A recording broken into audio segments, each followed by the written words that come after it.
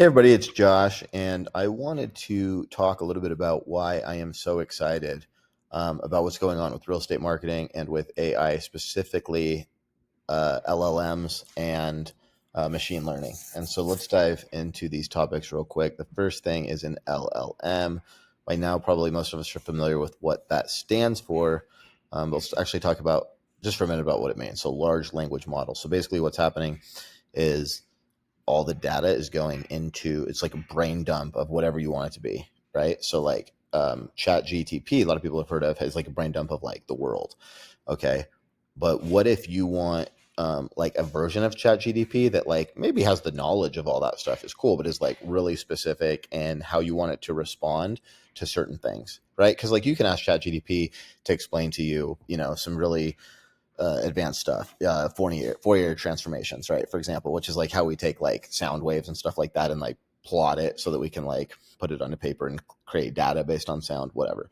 Okay, so let's say we ask ChatGPT a question about Fourier transformations and it gives us an answer. And then we ask the same question a couple of days later. It's probably going to give us a little different answer.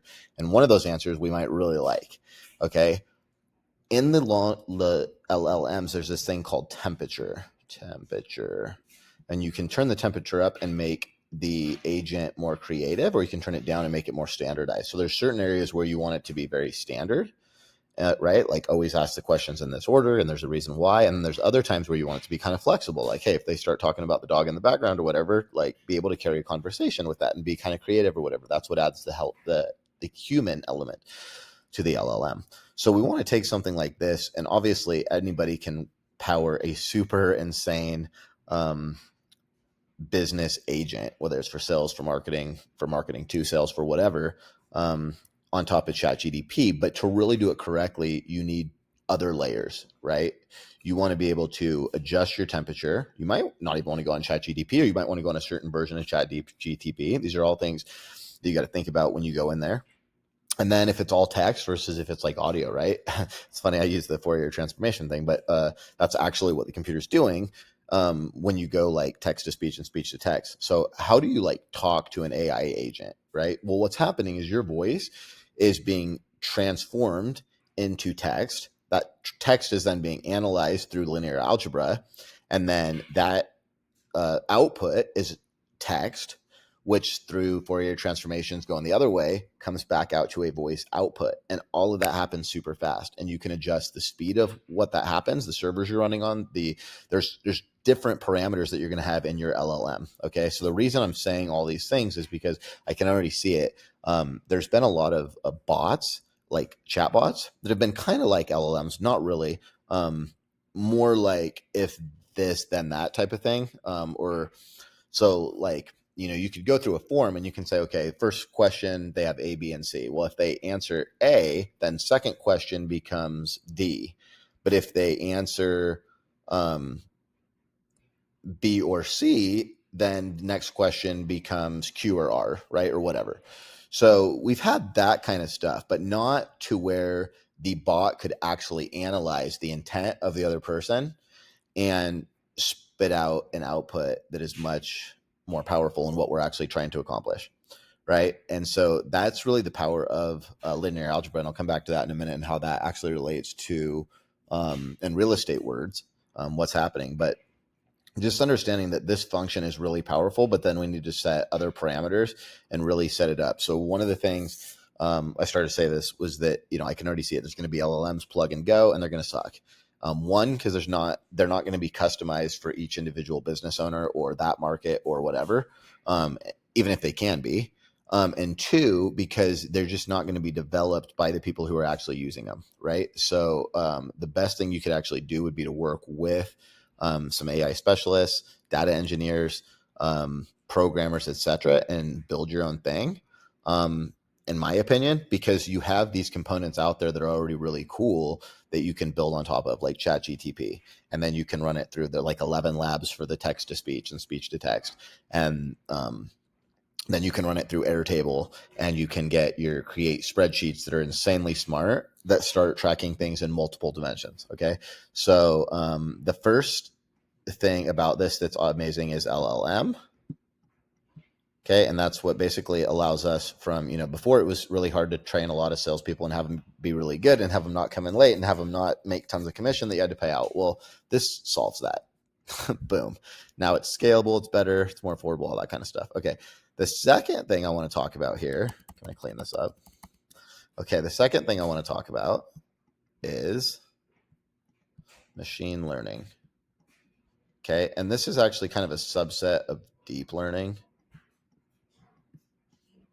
Okay, and you really want to transition from machine learning to deep learning. And so what that means is, okay, so we have our LLM, and we talked about there's all these different parameters,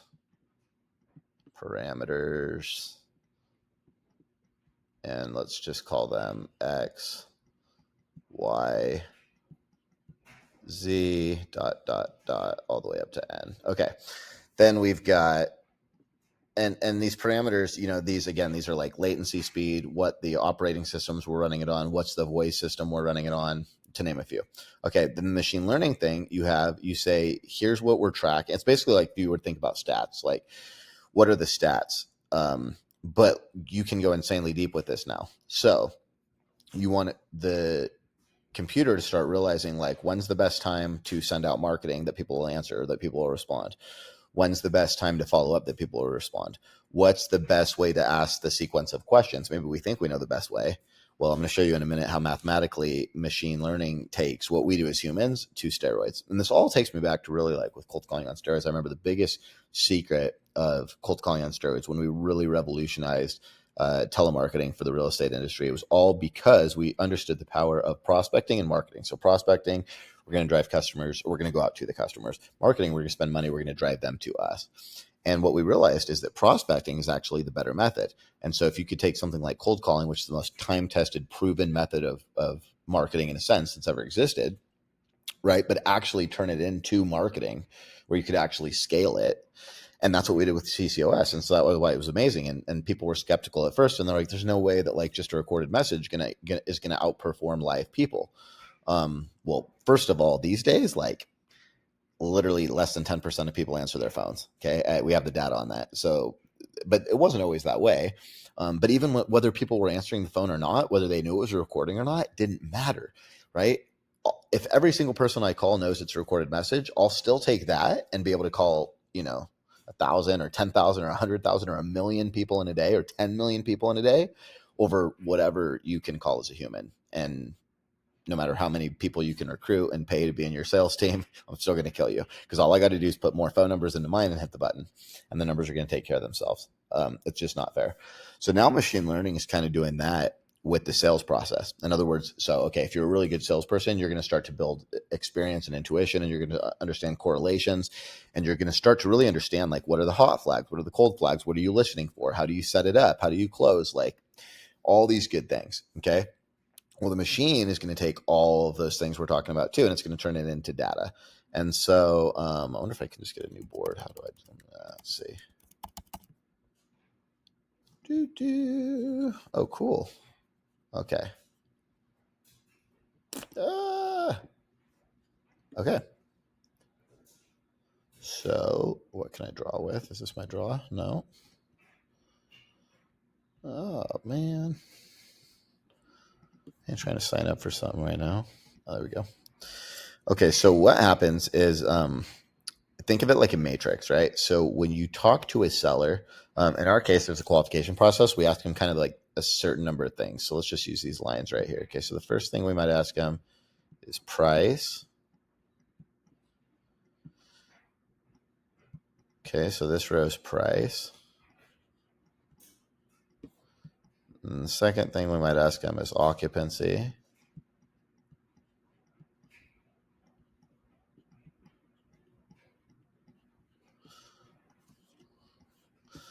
Okay, and then I kind of skipped it, but because it'd probably be above 3, but either way, location, right? We're probably going to ask the address. Okay, why they're selling.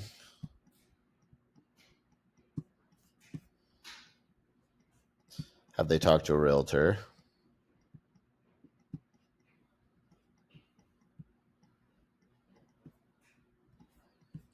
Have they talked to other cash buyers?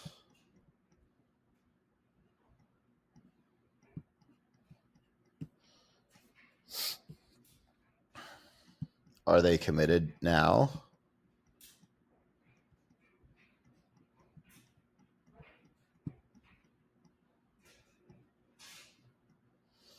Okay. And then you can keep going on and on and on, right? So like, okay, but then you have other factors. Oh shit. Okay, maybe their payoff, and their payoff could affect the quality of the lead differently based on what the price is or what the occupancy is or the location or why their motivation for selling or if they've talked to realtors or not. All right. So that could be like, you could have a different, you could have A if it's here, B if it's here, whatever. Like you have all these different things. Okay. And then you could have another function over here, which is like, what would be a good one? So we've got like price occupancy. It could be like, time of day even, or like day of week. It could be like voice of the person that they're talking to. So whether it's like a male or female, or like voice speed, right? Well, how would it figure that out? Well, how many questions did it go through and like what amount of time? Or just it could just take the audio and put it in a data and then, but anyways, so the point is, you see these things, they all affect it. Like each one of these affects each one of these, like everything's created related. And so we get into dimensions here where we're talking about a matrix here. You have two dimensions, right? Basically right now, because we're just looking at a surface. So you've got this way and this way, right? We've got X and we've got Y. But in a sense, if this one, and this one, they have a function together. So that would be like a third dimension now around this, right? We can't really see a third dimension, but imagine that now it's a sphere. We've got up, down, and around. Okay. Then we want to combine that with like a whole nother thing. So this is what we talk about when we talk about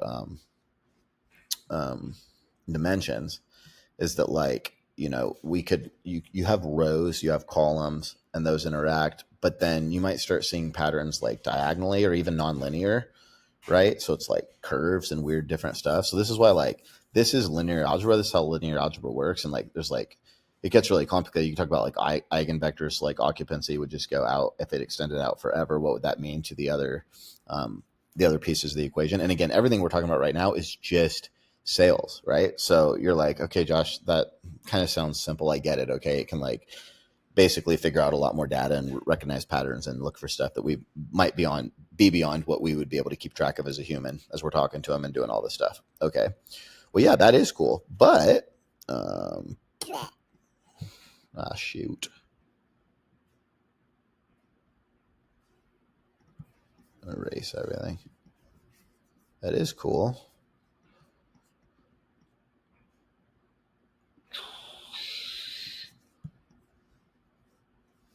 Good enough. Okay.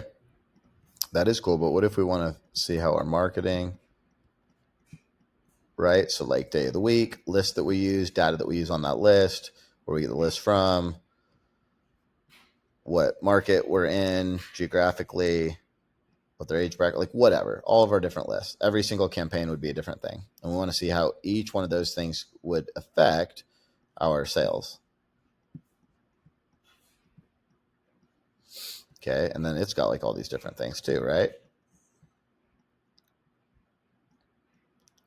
So like types of leads, like timing, situations, etc. Okay. Then you've got your TC, right? So like your time from contract to close, and then sometimes till close again and getting paid, like all those things. That might be a function of, you might realize that your favorite deals that are really easy to TC all happen to be the ones that come through this marketing channel and then hit the sales cycle here. That'd be a really hard parlay to figure out and like recognize that pattern as a human. What if we took that and we exponentially added to it and there was like 4 or 5 other things that were relating to that pattern? We're way beyond what a human could do now, right?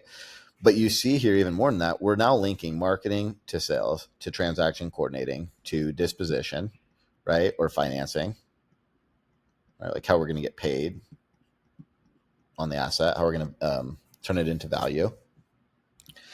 And then even we can even take it a step further, another dimension further, and go into scale, right? Like, for example, maybe like these things are really great here, but when you go to scale, they suck.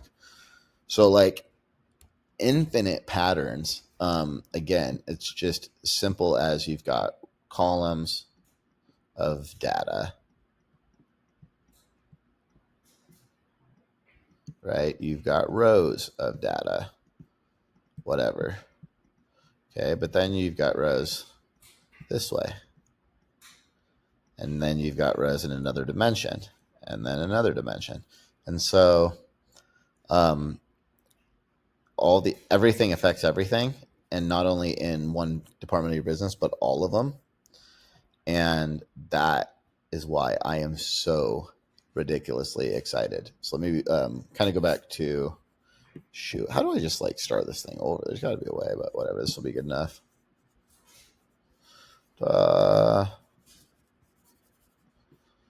Okay, I'm going to type because it'll be quicker, I think. 1, we've got LLMs, scale to what couldn't happen before for human sales teams.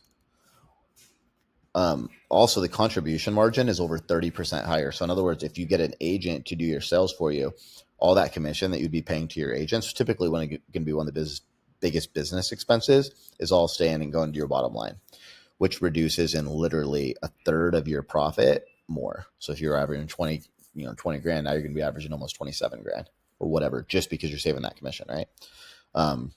When you think about it, like at scale, you're going to pay like your person that answers the phone and qualifies like 5-10%. You're going to have a closer is probably going to be 4%, and they're going to have like your sales manager is going to be 4% or your dispo or whatever. So like all that can then be eliminated.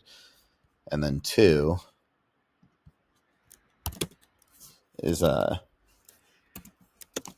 machine learning. And I started to talk about this, but machine learning then goes into deep learning, basically, where you have tons of data and the machine can just start doing crazy things. So like machine learning, actually, we can basically like start doing at a very simple level with spreadsheets, and then turning some things on to let those function over the spreadsheets and start looking for something. Deep learning is going to take that and it's going to take it on steroids. It's actually going to create simulations of it to get insane amounts of data and find the limits and look for patterns that couldn't be accomplished with machine learning, because machine learning, you could never do enough activity to create that much data. So that's really cool. But what I really love about it is not necessarily the deep learning or machine learning difference. It's just the fact that the computer can recognize stuff that we can't and take us to better levels. So just like when spreadsheets came out, all of a sudden we had all this power at our fingertips. Same thing with Google. And I think that this is a bigger game changer than either one of those.